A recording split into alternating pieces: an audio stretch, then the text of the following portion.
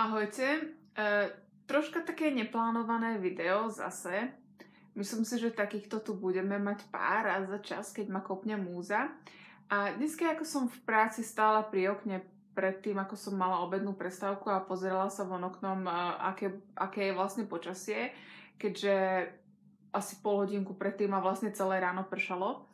Takže som chcela skontrolovať situáciu, ako to je, keďže milujem svoje obednejšie prechádzky. A ako som tam stála v tom okne a trošku som mala aj také menšie výhovorky, že ježiš, že to taká je zima a že fúka, že nepôjdem.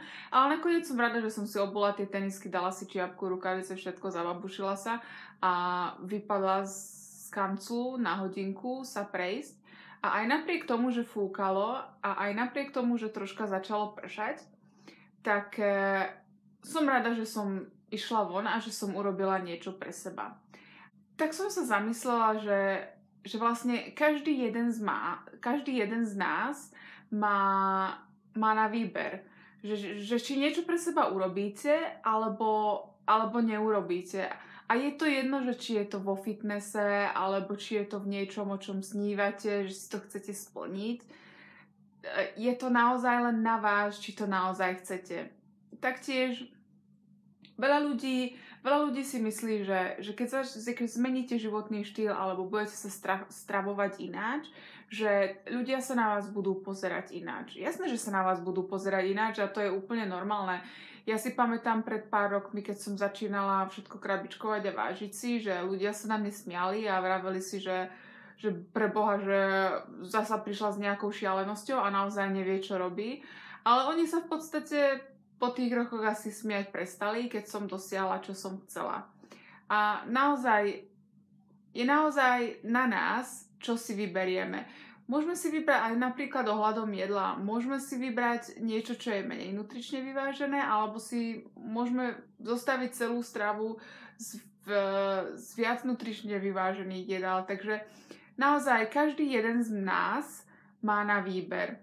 A je úplne zbytočné, že budete obviňovať na úkol iných a budete vravieť, že nemal som čas, budete sa vyhovárať. Proste vy v sebe musíte nájsť tú silu a vy sami sa musíte rozhodnúť, že áno, chcem to a áno, urobím ten správny výber, aby som dosiahla to, čo chcem. Taktiež ešte taká jedna vec. Naozaj, ako som už spomínala, že ľudia sa budú smiať, kašlite na to, čo si iní myslia. Je to váš život, je to vaše telo a v neposlednom prípade robíte aj niečo pre seba.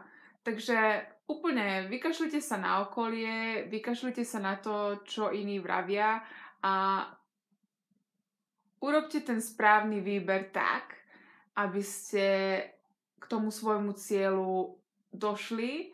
A je jedno, ako dlho to bude trvať. Možno to bude trvať rok, možno to bude trvať 2 roky, možno to bude trvať 3 roky. A nezabúdajte moja obľúbená fráza, že Rím nebol postavený za deň.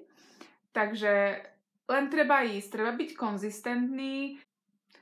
A taktiež je veľmi dôležité, aby ste si vlastne vypestovali ten zvyk. Tak ako ja mám ten zvyk ísť na tú prechádzku každý deň, keďže som si na to zvykla, tak vy si takisto môžete vytvoriť zvyk, že budete sa lepšie stravovať a že tá vaša strava bude prevažne z nutrične viac vyvážených jedál. Takže na dnes asi toľko a keďže je zima, idem si dať na hlavu moju kapusňu a idem relaxovať. Takže čaute.